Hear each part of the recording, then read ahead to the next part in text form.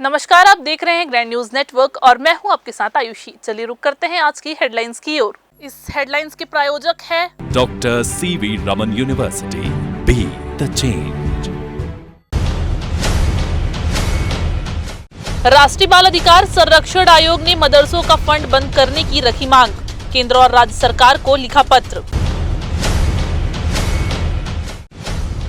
Alarm चैन pulling के रोकथाम के लिए चलाया जा रहा है ऑपरेशन, जुर्माने के जरिए कमाए लाखों रुपए। रतनपुर की मां महामाया का राजश्री श्रृंगार 5 किलो सोने के आभूषण से सजाया गया। और भक्तों को दर्शन देने के बाद मां हो रही विदा। रविवार को दिन भर प्रतिमा विसर्जन का दौर रहा जारी। ये थी आज की हेडलाइंस। चलिए रुक करते हैं आज की तमाम खबरों की ओर। सरकार आज तक 1 रुपए फंड दिया ही नहीं तो बंद करने का सवाल ही नहीं उठता। और जो फंड आता भी होगा केंद्र सरकार से, वो कहीं ना कहीं उसका भ्रष्टाचार करके लोग फुलफिल करके उसको बोलते हैं कि हम दे दिए हैं। बिलासपुर में किसी जगह कोई फंड नहीं आ रहा है, और फंड नहीं आ रहा है तो फिर ये बात कहाँ से आ रही है कि फंड आ रहा है। मदरसों को राज्य अथवा केंद्र सरकार की ओर से दी जाने वाली फंड को बंद करने के लिए सभी राज्यों की सरकार और केंद्र सरकार को पत्र जारी किया गया है। ये पत्र राष्ट्रीय बाल अधिकार संरक्षण आयोग ने लिखा है। राष्ट्रीय बाल अधिकार संरक्षण आयोग ने केंद्र और राज्यों की सरकार को पत्र लिखा है, जिसमें यह कहा गया है कि मदरसों को फंड देना बंद कर दिया जाए। साथ ही साथ इन मदरसों को भंग करने की अपील भी की है। आयोग ने मदरसों के कामकाज और मुस्लिम समुदाय के बच्चों को मुख्य धारा से जोड़ने में उनकी विफलता को लेकर चिंता जाहिर करते हुए यह सिफारिश किया है। तो वही इस फंडिंग मामले की सत्यता जानने के लिए जब हमारी टीम छत्तीसगढ़ बिलासपुर जिले के संचालित होने वाले कुछ मदरसों में होने वाली फंडिंग की जानकारी ली, तब मदरसा के संचालनकर्ताओं ने कहा कि मदरसे में सरकार की ओर से हमें किसी तरह का फंड नहीं दिया जाता। तो वहीं दूसरी ओर एक मदरसा संचालक ने कहा कि सरकार फंड देती भी होगी तो वो फंड अब तक हम तक नहीं पहुंच पाई। राष्ट्रीय बाल अधिकार संरक्षण आयोग के चेयरपर्सन प्रियंक कानूनगो ने देश भर में मदरसों में पढ़ रहे बच्चों के अधिकारों को लेकर सभी राज्यों और केंद्र शासित प्रदेशों के मुख्य सचिवों और प्रशासकों को एक पत्र लिखा है। इस पत्र में मदरसों और बच्चों के संवैधानिक अधिकारों के बीच के टकराव को दूर करने के उपाय सुझाए गए हैं। राज्यों के बारे में तो मैं नहीं जानता, पर छत्तीसगढ़ राज्य के बारे में, सरकार के बारे में जानता हूँ, क्योंकि मैं भी एक मदरसा संचालित करता हूँ, उसका मैं सदर हूँ, अध्यक्ष हूँ कई सालों से। और भी जितने मदरसे हैं उसके बारे में भी मैं जानता हूँ। सरकार आज तक 1 रुपए फंड दिया ही नहीं तो बंद करने का सवाल ही नहीं उठता। और जो फंड आता भी होगा केंद्र सरकार से, वो कहीं ना कहीं उसका भ्रष्टाचार करके लोग फुलफिल करके उसको बोलते हैं कि हम दे दिए हैं। लेकिन मैं तो नहीं सुना हूँ कि ये कभी मदरसों में फंड आता हो। और ये जानबूझ के सरकार जो है, भारतीय जनता पार्टी सरकार, ये हिंदू मुसलमान होते रहे, मदरसा कब्रस्तान शमशान की बात होते रहे, और जब हिंदू मुस्लिम की बात होगी तो डिबेट होगा तो बाकी चीज़ों में ध्यान जाएगा नहीं। इसलिए कुछ ना कुछ शिगुफा छोड़ते हैं वो, ताकि इसमें चर्चा होते रहे और मीडिया में आते रहे। क्या मदरसों में गैर मुस्लिम बच्चे भी रहते हैं? पहला चीज़ तो मैं अब्दुल हमीद भारतीय नगर का निवासी हूँ और मस्जिद का मदरसे का ज़िम्मेदार हूँ। और हमारे बिलासपुर में मुझे जो जानकारी है, इस मोहल्ले को छोड़ करके भी बिलासपुर में किसी जगह कोई फंड नहीं आ रहा है, और फंड नहीं आ रहा है तो फिर ये बात कहाँ से आ रही है कि फंड आ रहा है। नहीं, ये केवल बिलासपुर की बात नहीं, पूरे देश भर के राज्य है वहाँ की बातें चल रही है। अच्छा, पूरे देश की चल रही है जी। हमारे बिलासपुर में तो फिलहाल नहीं किसी जगह पे भी किसी मदरसे पे नहीं आ रहा। उनका यह भी कहना है कि जो मदरसे में बच्चे पढ़ते हैं उनका शिक्षा स्तर बेहतर नहीं है। बेहतर है ना, शिक्षा स्तर इसलिए बेहतर है कि वो जो बच्चे खेल के या बदमाशी करके या कोई काम ना करके जो चौक चौराहे में गुंडागर्दी करते हैं, वो सब छोड़ के मदरसे जो बच्चे तालीम हासिल करते हैं, एक्चुअल में ज़्यादातर कोचिंग के सिस्टम पे मदरसे चल रहे हैं। और ऐसा नहीं है कि खाली जो बाहरी जो आके बच्चे आके पढ़ रहे हैं से कम तर पे है ये बिलासपुर में। उन्होंने पत्र में यह भी कहा गया है कि आरटीआई अधिनियम 2009 का उद्देश्य समानता, सामाजिक न्याय और लोकतंत्र जैसे मूल्यों को हासिल करना है, लेकिन मदरसों के कारण बच्चों के मौलिक अधिकारों और अल्पसंख्यक समुदायों के अधिकारों के बीच एक टकराव उत्पन्न हो गया है। धार्मिक संस्थानों को आरटीआई अधिनियम से छूट मिलने के कारण केवल धार्मिक संस्थानों में पढ़ने वाले बच्चों को औपचारिक शिक्षा प्रणाली से बाहर कर दिया गया है। पत्र में यह भी कहा गया है केवल एक बोर्ड का गठन करना या UDISE कोड लेना यह नहीं दर्शाता कि मदरसे आरटीआई अधिनियम की शर्तों का पालन कर रहे हैं। इसलिए सभी राज्यों में मदरसों और मदरसा बोर्डों को राज्य से वित्तीय सहायता रोकने और उन्हें बंद करने की सिफारिश की गई है। यह भी कहा गया है कि चूंकि मदरसा बोर्ड नियमों का पालन नहीं कर रही है, इसलिए इन्हें भी बंद किया जा सकता है। इसके अलावा यह भी सुझाव दिया गया है कि सभी गैर मुस्लिम बच्चों को मदरसों से बाहर निकालकर स्कूलों में दाखिल कराया जाए। मुंबई में एनसीपी नेता बाबा सिद्दीकी को गोली मारी गई। उन्हें लीलावती अस्पताल ले जाया गया, जहां गोली लगने से उनकी मौत हो गई। जी हां, आपको बता दें कि एनसीपी नेता बाबा सिद्दीकी पर गोली चलाने से जुड़े 2 लोगों को हिरासत में लिया गया है और मुंबई पुलिस के अनुसार फायरिंग में 9.9 mm की पिस्तौल का इस्तेमाल किया गया था। महाराष्ट्र के मुख्यमंत्री एकनाथ शिंदे ने कहा कि ये बेहद दुर्भाग्यपूर्ण घटना है और उन्होंने डॉक्टरों और पुलिस से बात की है। 2 लोगों को गिरफ्तार भी किया गया है। आरोपी यूपी और हरियाणा के हैं। तीसरा आरोपी फरार है। हमने मुंबई पुलिस को निर्देश दिए हैं कि कानून व्यवस्था को अपने हाथ में लेने वालों के खिलाफ सख्त कार्यवाही की जाए। उन्होंने कहा कि मुझे यकीन है मुंबई पुलिस जल्द ही तीसरे आरोपी को गिरफ्तार कर लेगी। आरोपी के खिलाफ सख्त कार्यवाही भी की जाएगी। गोळीबार झाला, अतिशय दुर्दैवी घटना आहे आणि या संदर्भात मी डॉक्टरांशी अगोदर बोललो होतो आणि पोलीस आयुक्तांशी बोललो। त्यामध्ये 2 आरोपी अरेस्ट आहेत, एक यूपीचा आहे, एक हरियाणाचा आहे आणि एक आरोपी फरार आहे। झालेली घटना अतिशय दुर्दैवी आहे। मी पोलिसांना निर्देश दिलेले आहेत की मुंबईमध्ये कुठल्याही परिस्थितीत कायदा सुव्यवस्था कोणी हातात घेता कामा नये, गँगवार वगैरे कोणी डोकं वर काढता कामा नये, यांच्यावर कडक कारवाई झाली पाहिजे। कठोर कारवाई करण्याच्या मी सूचना दिलेल्या आहेत आणि पोलिसांची कायदा सुव्यवस्था राखण्यामध्ये मुंबई पोलिसांचं नाव आहे आणि त्यामुळे या आरोपीला तात्काळ पकडतील आणि त्याच्यावर कडक कारवाई करतील।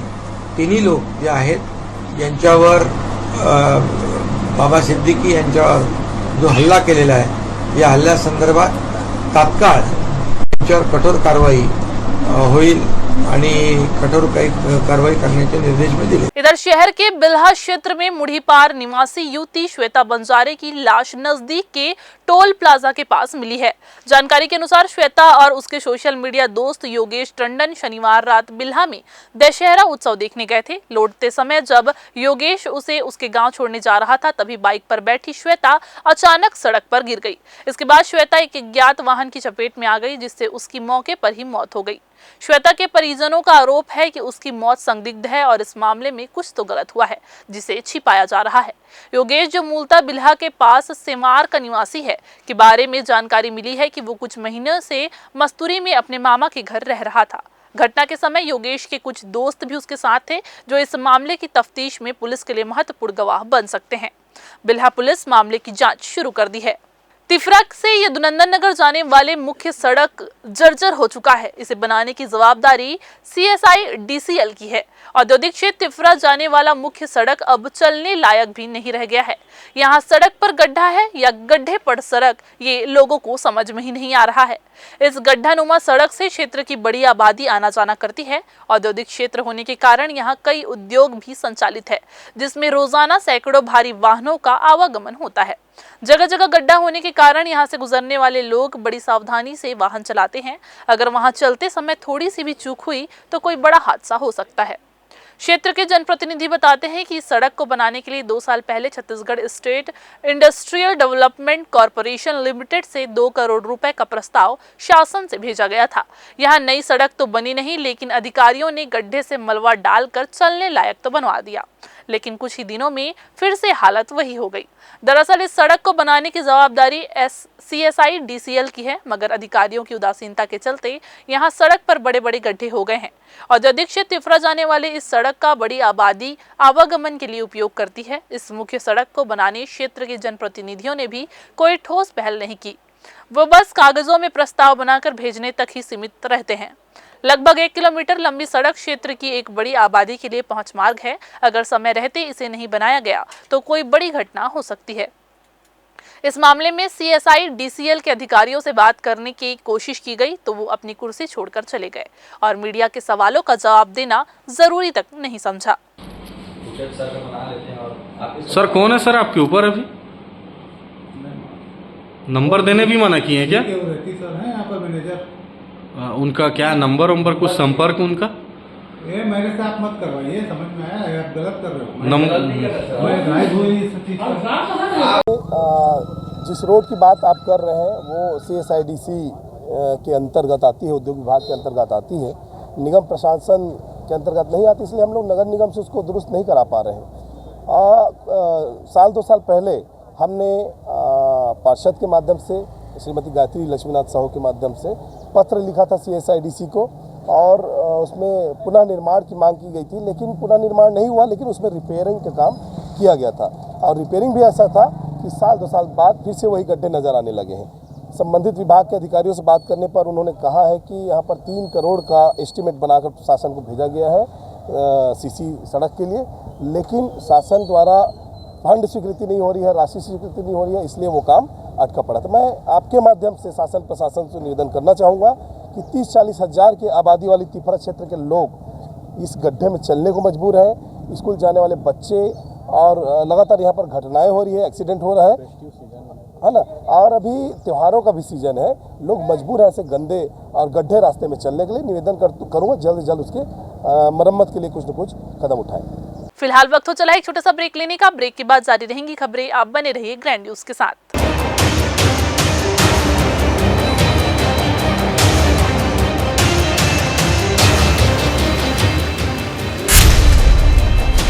Dr. C.V. Raman University offers high-quality education to students, particularly those from difficult geographical areas of central India. The flourishing 70-acre campus boasts of more than 120 state-of-the-art laboratories, smart classrooms, research centers, and a plethora of on-campus facilities that provide easy access. Dr. C.V. Raman University. Break के बाद आप सभी का बहुत बहुत स्वागत है। दक्षिण पूर्व मध्य रेलवे के द्वारा ट्रेनों की समयबद्धता को ध्यान में रखते हुए भारतीय रेल के सुचारू रूप से आवागमन को सुनिश्चित करने के लिए तीनों मंडलों में रेलवे सुरक्षा बल के द्वारा ऑपरेशन समय पालन के तहत अभियान चलाया जा रहा है, जिसमें आम यात्रियों को रेलवे स्टेशनों एवं यात्री ट्रेनों में रेलवे सुरक्षा बल के सदस्यों द्वारा लाउड हेलर एवं अन्य माध्यमों से जागरूक किया जा रहा है। बिना उचित एवं पर्याप्त कारण की चैन पुलिंग किया जाना रेलवे अधिनियम के तहत एक दंडनीय अपराध है, जिसके तहत रेलवे सुरक्षा बल के धारा 141 रेलवे एक्ट के तहत कार्यवाही की जाती है, जिसमें 1 वर्ष तक की सजा का प्रावधान है। आपको बता दें कि दक्षिण पूर्व मध्य रेलवे द्वारा वर्ष 2024 सितंबर तक बिना उचित और पर्याप्त कारण के अलार्म चैन पुलिंग करने वाले 2519 व्यक्तियों पर कार्यवाही करते हुए करीबन 10.66 लाख रुपए का दक्षिण पूर्व मध्य रेलवे द्वारा वर्ष 2024 सितंबर तक बिना उचित और पर्याप्त कारण के अलार्म चैन पुलिंग करने वाले 2519 व्यक्तियों पर कार्यवाही करते हुए करीबन 10,66,000 रुपए का जुर्माना कराया गया है। इसी प्रकार वर्ष 2023 में 3,129 व्यक्तियों पर कार्यवाही करते हुए करीबन 14,71,000 रुपए का जुर्माना कराया गया है। प्रतिदिन हजारों की संख्या में यात्री रेलवे में सफर करते हैं। ऐसे में केवल एक ही जोन में अगर इतनी बड़ी संख्या में लोग नियम तोड़ रहे हैं तो समझा जा सकता है कि पूरे रेलवे में किस कदर अवैध रूप से लोग यात्रा करते हैं। रेलवे इसी पर रोकथाम का प्रयास कर रहा है, लेकिन इसमें कितनी सफलता मिलती है ये तो कुछ दिनों में पता ही चल जाएगा। आईएएस सोनमणि बोरा और उनकी धर्मपत्नी IRPS अधिकारी दर्शनीता बोरा रतनपुर में मां महामाया देवी और भैरव बाबा के दर्शन करने पहुंचे। आदिम जाति कल्याण विभाग के प्रमुख सचिव सोनमणि बोरा और उनकी धर्मपत्नी दर्शनीता भक्ति भाव से ओतप्रोत नजर आए। उन्होंने पहले मां महामाया के दर्शन किए और फिर उनके भाई माने जाने वाले भैरव बाबा के मंदिर में पूजा अर्चना की। सोनमणि बोरा ने इस अवसर पर बताया कि मां महामाया और भगवान भैरव बाबा के दर्शन से उन्हें आध्यात्मिक शांति मिलती है। उन्होंने प्रदेशवासियों की सुख समृद्धि, सुरक्षा और खुशहाली की कामना भी की। इस दौरान भैरव बाबा मंदिर के प्रमुख पुजारी जागेश्वर अवस्थी ने उन्हें विधि पूर्वक पूजा करवाई। आपको बता दें कि सोनमणि बोरा छत्तीसगढ़ कैडर के IAS हैं और उनकी पत्नी दर्शनीता भारतीय रेलवे कार्मिक सेवा में है। वे रेलवे में बिलासपुर में कार्यरत है, जबकि सोनमणि बोरा आदिम जाति कल्याण विभाग में प्रमुख सचिव के पद पर है। बोरा दंपति की ईश्वर में गहरी आस्था है और वे समय समय पर रतनपुर में पूजा अर्चना के लिए आते रहते हैं। महामाया जी के दर्शन के लिए विशेष रूप से और भैरव जी के दर्शन के लिए, आशीर्वाद लेने के लिए यहाँ हम लोग हाजिर हुए हैं। और शारदीय जो नवरात्रि है, ये चैतन्य के रूप में जो है भक्ति भाव के साथ साथ चैतन्य जागृत करने का ये पावन पर्व है। माता रानी केवल हमारे ही नहीं, पूरे प्रदेश की सभी भक्तजनों की कृपा करे, आशीर्वाद करे और सबको स्वस्थ और दीर्घायु जीवन प्रदान करे। इन्हीं कामनाओं के साथ हम यहाँ उपस्थित हुए हैं। और जागेश्वर जी का सानिध्य में बहुत साल से यहाँ मेरा आना होते आए हैं और भैरव जी का दर्शन के लिए मैं और मेरा परिवार, मेरी पत्नी, हम लोग सब कभी भी अवसर प्राप्त होता है यहाँ उपस्थित हम होते हैं। और नवरात्रि के शुभ अवसर पर इस पवित्र समय में आज अष्टमी नवमी के इस सब अवसर पर हम लोग यहाँ पे आए और बहुत अच्छे से उनका रामा मैग्नेटो मॉल के पास एक हुंडई क्रेटा कार अनियंत्रित होकर डिवाइडर पर चढ़ गई, जिससे एक बड़ा हादसा होने से बाल बाल बच गया। वहीं घटना के तुरंत बाद आसपास के लोगों ने सतर्कता दिखाते हुए तारबहार पुलिस को सूचना दी। पुलिस ने त्वरित कार्यवाही करते हुए मौके पर पहुंचकर यातायात को नियंत्रित किया। हालांकि सड़क दुर्घटनाओं में लगातार इस तरह के मामले देखने को मिल रहे हैं, जिससे वाहन चालक के साथ साथ दूसरों की भी जिंदगी खतरे में पड़ रही है। लेकिन फिर भी न जाने क्यों लापरवाही पूर्वक वाहन चलाना एक तरह से शौक बनता जा रहा है। फिलहाल पुलिस मामले की जांच में जुटी है। अधिकारियों का कहना है कि वे इस बात की जांच कर रहे हैं कि कार चालक घटना के समय नशे में था या नहीं, या फिर इसके पीछे कोई अन्य कारण था। बिलासपुर में एक बड़ा हादसा हुआ है, जिसमें युवक ट्रेन के सामने कूदकर आत्महत्या कर ली है। जी हां, घटना की सूचना पर पुलिस ने मर्ग कायम कर मामले की जांच में जुट चुकी है। आत्महत्या के कारणों का अभी भी कुछ पता नहीं चल सका है। तोरवा थाना क्षेत्र के लाल खदान केवट पारा निवासी दुर्गेश साहू पिता दुकालूराम साहू 25 वर्ष घर से सुबह चाय पीने के बाद निकला था। घर के पास ही लाल खदान ओवरब्रिज के पास स्थित रेलवे ट्रैक पर वो पहुंचा। सुबह 10 बजे के करीब वो ट्रेन के सामने कूद गया, जिससे उसकी मौके पर ही मौत हो गई। घटना की सूचना मिलने पर पुलिस ने पंचनामा की कार्यवाही के बाद शव को पोस्टमार्टम के लिए भिजवा दिया है। फिर से वक्त हो चला है एक छोटा सा ब्रेक लेने का। ब्रेक के बाद जारी रहेंगी खबरें। आप बने रहिए ग्रैंड न्यूज के साथ।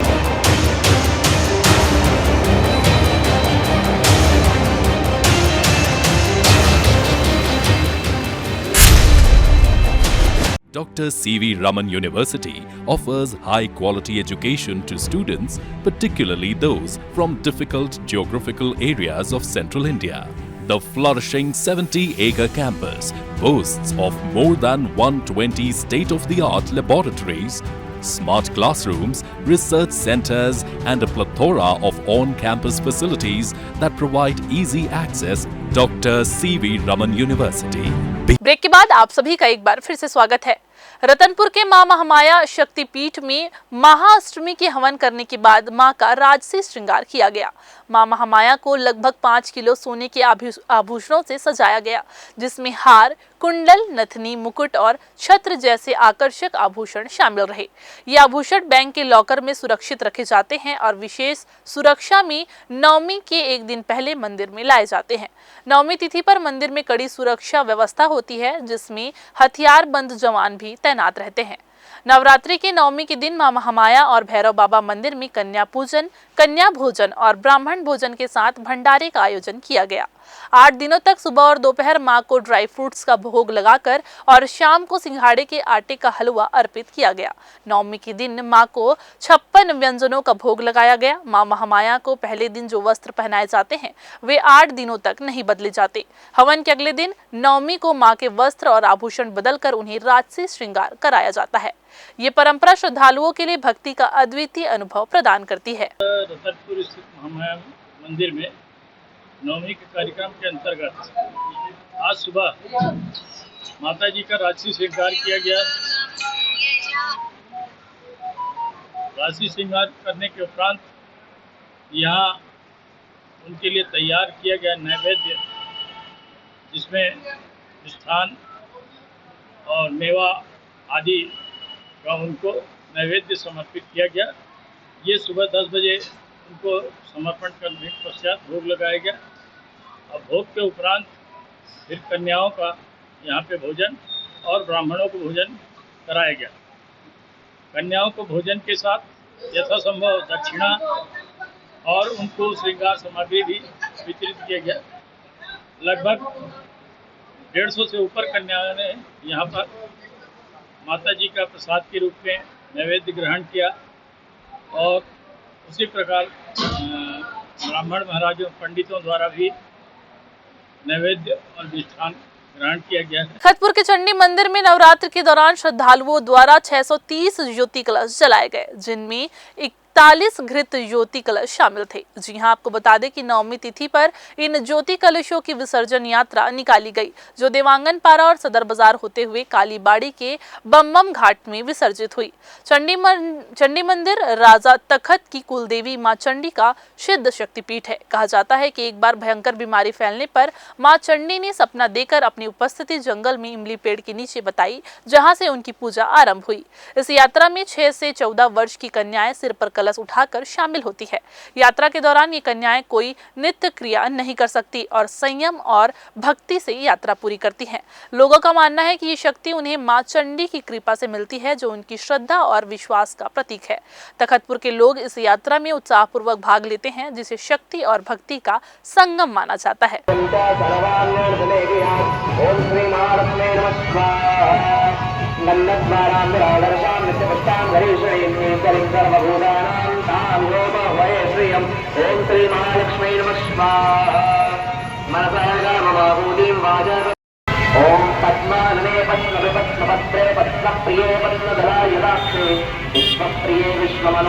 पिछले कुछ समय से देखा जा रहा है कि हाईवे में वाहन की चपेट में आने से कई गौवंश घायल तो कई की मौतें हो रही हैं।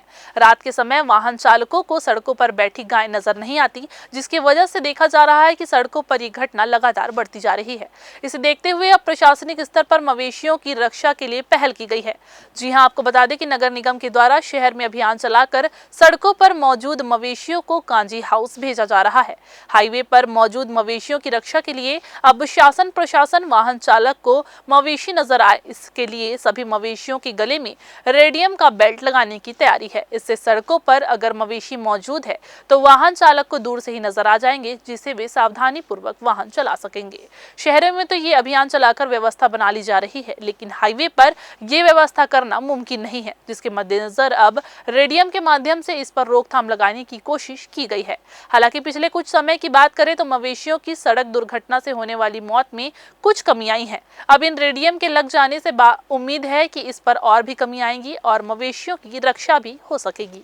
सड़कों पर जो मवेशी हैं उसमें जो बैल और जो सांड है उसको हम बंध्याकरण कर साथ ही उनको टैग लगा के जितने बैगा बिरहोर जनजातियों को दे रहे हैं निःशुल्क। अभी तक हम कुल 600 से अधिक बैल को वितरण कर चुके हैं। साथ ही जो गाय और जो छोटे छोटे बैल हैं जिनको हम वितरण नहीं कर पा रहे हैं, उनको हम जो फदाखार जो अभी फॉरेस्ट एरिया है उन एरियो में जो फेंसिंग एरिया है वहाँ हम उनको रिप्लेस कर रहे हैं। साथ ही जो गोठान में जितने आ सकते हैं गोठान में रख रहे हैं और हम उनको उनके लिए चारा और पानी की पर्याप्त व्यवस्था रखे हुए हैं। ये पशुपालन पे भी कार्रवाई हो रही है, कंटिन्यू कार्रवाई हो रही है। अभी हम जुर्माना भी उन पे लगा रहे हैं जो चिन्हित हो रहे हैं, और जो ऐसे स्टेज जहां देखेंगे आप रोड में कंटिन्यू रात 9 बजे से 12 बजे तक हम पकड़ने की कार्रवाई कर रहे हैं, क्योंकि रात में ही जानवर आ रहे हैं। अभी दिन में जानवर तो दिखते नहीं, रात में ही हमारी पूरी टीम कर रही है। कंटिन्यू 5 टीम काम कर रही है हमारे पास। देखेंगे हाई कोर्ट रोड में, सीपत रोड में और तोरवा रोड में कार्रवाई कर रही है। साथ ही आज से एनएच वाले भी एनएच वालों को भी हम काउकेचर दे रहे हैं, तो जो एनएच में जो घटना हो रही है वो घटना ना हो और एनएच से सारे मवेशियों को हटाने की कार्रवाई कर रहे हैं। ईंट के परिवहन के दौरान ट्रैक्टर के पलटने से एक ग्रामीण की मौत हो गई, जबकि अन्य सवार मजदूर घायल हो गए हैं। जी हां, आपको बता दें कि घटना के बाद मृतक के परिजनों की शिकायत पर बेलगहना चौकी पुलिस ने ट्रैक्टर चालक के खिलाफ मामला दर्ज कर जांच शुरू कर दी है। मृतक की पहचान गुनित राम पटेल के रूप में हुई है, जो खोंगसरा पारा से ईंट लेने गया हुआ था। जी हां, आपको बता दें कि शनिवार को ट्रैक्टर की ट्रॉली में ईंट लोड कराकर खोंगसरा से मोहलीबन नरवा की ओर रवाना हुआ। बताया जा रहा है कि चालक चंदूलाल यादव ने ट्रैक्टर को तेज गति और लापरवाही से चलाया, जिससे वो सड़क के नीचे पलट गया। इस घटना में गुनीतराम पटेल ट्रैक्टर की इंजन में नीचे दब गया और गंभीर चोट लगने से उसकी मौके पर ही मौत हो गई। घटना में घायल अन्य 3 मजदूरों को स्थानीय अस्पताल में भर्ती कराया गया है। मृतक के रिश्तेदार दिलीप पटेल ने घटना की शिकायत बेलगहना चौकी पर की। पुलिस ने बिना नंबर वाले ट्रैक्टर चालक चंदू यादव के खिलाफ धारा 281, 125(1), 106(1) BNS के तहत मामला दर्ज कर जांच प्रारंभ कर दी है। बिलासपुर के सभी थाने एक एक करके पुराने भवन से नए भवन में शिफ्ट हो रहे हैं। तारबहार के बाद अब सिविल लाइन थाना भी नए भवन में शिफ्ट हो चुका है। आपको बता दें कि सिविल लाइन थाना 44 साल से RI बंगले में संचालित हो रहा था। इसकी दीवारें कमजोर होने लगी, जो उपयोग योग्य नहीं रह गई थी। वहीं आरोपियों को रखने की भी उचित व्यवस्था नहीं थी। पुलिस कर्मचारी अधिकारियों की बैठक व्यवस्था भी उचित तरीके से नहीं थी। काफी दिनों से सिविल लाइन थाने के लिए नए भवन निर्माण की मांग की जा रही थी। अनौपचारिक रूप से सिविल लाइन थाना पुराने भवन से नए भवन में शिफ्ट हो गया है। बताया जा रहा है कि दिवाली से पहला इसका विधिवत लोकार्पण किसी बड़े अतिथि से कराया जाएगा।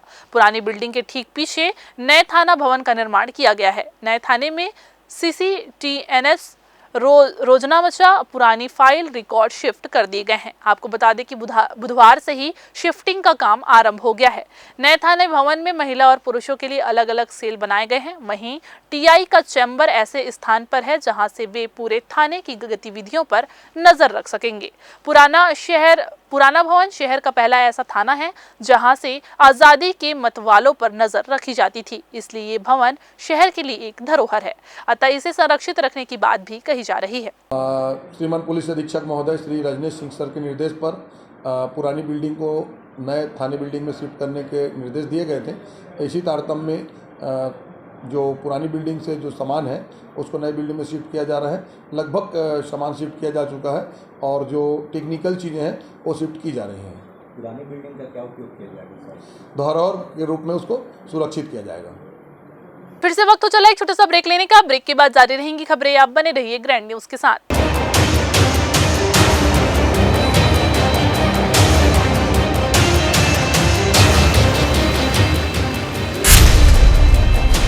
Dr. C.V. Raman University offers high-quality education to students, particularly those from difficult geographical areas of central India. The flourishing 70-acre campus boasts of more than 120 state-of-the-art laboratories, smart classrooms, research centers, and a plethora of on-campus facilities that provide easy access. Dr. C.V. Raman University. Break के बाद आप सभी का एक बार फिर से स्वागत है।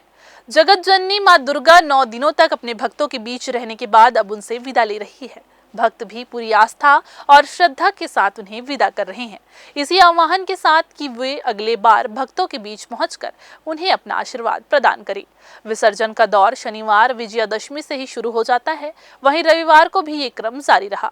शहर में स्थापित दुर्गा पूजा समितियों के द्वारा सुबह से ही शहर के दोनों विसर्जन स्थल पचरी घाट और छठ घाट में दुर्गा प्रतिमाओं को विसर्जित करने श्रद्धालु पहुंचते रहे। हालांकि इस बार नगर निगम के द्वारा विसर्जन को लेकर व्यापक तैयारियां की गई है, क्योंकि पचरी घाट में बैराज बन जाने की वजह से इस बार पानी काफी अधिक है। ऐसे में यहाँ नगर निगम के द्वारा गोताखोर की व्यवस्था तो की ही गई है, साथ ही साथ यहाँ जाली भी लगा दी गई है। इसके अलावा क्रेन के माध्यम से प्रतिमाओं का विसर्जन किया जा रहा है।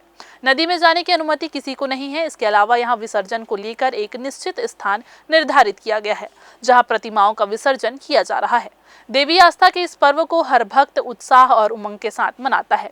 रविवार को देर रात तक ये क्रम जारी रहा। माँ दुर्गा को विदाई देने के दौरान श्रद्धालुओं ने मां को अगले साल फिर से लाने का वचन भी लिया है। हर वर्ष की तरह इस वर्ष भी विजयादशमी के पावन अवसर पर बिलासपुर पुलिस ग्राउंड में रावण का पुतला दहन किया गया। जी हां, इस बार नगर विधायक अमर अग्रवाल के हाथों रावण का दहन किया गया।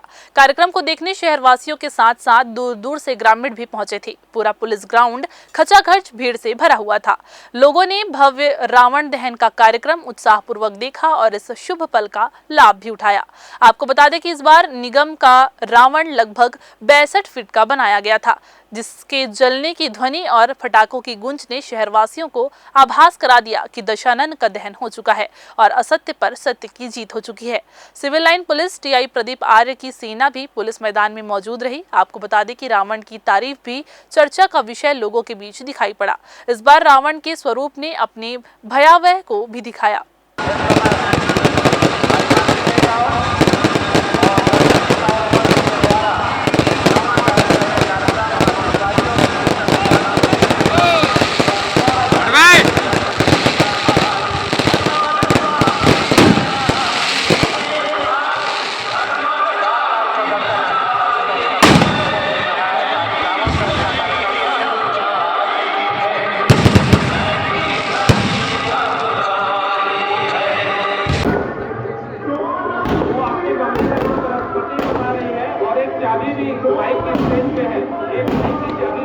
नगर पंचायत मल्हार में आयोजित दशहरा मेला में असामाजिक तत्वों ने राम की झांकी निकालने से पहले ही रावण के पुतले को आग के हवाले कर दिया। इस घटने से मेला स्थल पर उपस्थित लोगों में आक्रोश फैल गया। आपको बता दें कि हाई मास्क लाइट्स भी समारोह के दौरान बंद थी, जिससे सुरक्षा व्यवस्था पर सवाल उठ रहे हैं। रावण दहन के कार्यक्रम के लिए तैयार पुतला अचानक जलाए जाने से आयोजकों और पुलिस प्रशासन की लापरवाही भी उजागर हो गई है। इस अव्यवस्था के बीच भीड़ ने एक युवक की पिटाई भी कर दी, जो इस घटना से जुड़ा हुआ था। घटना ने दर्शकों के बीच असुरक्षा की भावना पैदा कर दी और आयोजक समिति और पुलिस व्यवस्था की गंभीर आलोचना की गई। स्थानीय लोगों का कहना है कि इस तरह की घटनाएं मेले के छवि को धूमिल करती है। ऐसा है कि सारे पब्लिक जो है रावण दहन के लिए आ रहे थे देखने के लिए, और राम और लक्ष्मण का जो रथ है वो पहुंच नहीं पाया था। उसका कोई शराबी था जो पहचान कर लिया गया है और पब्लिक के द्वारा पिटाई भी किया गया है उनका। तो वो पीछे जाके लाइटर थे 2-3 मिनट कोशिश करने के बाद जला दिया गया है, जबकि उसको रोकने के लिए ना तो पुलिस प्रशासन मौजूद था, ना नगर पंचायत के कोई कर्मचारी अधिकारी।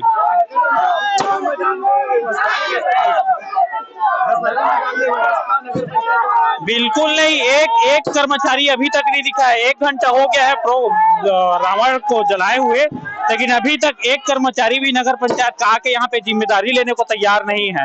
न पुलिस के अधिकारी भी मौजूद नहीं है।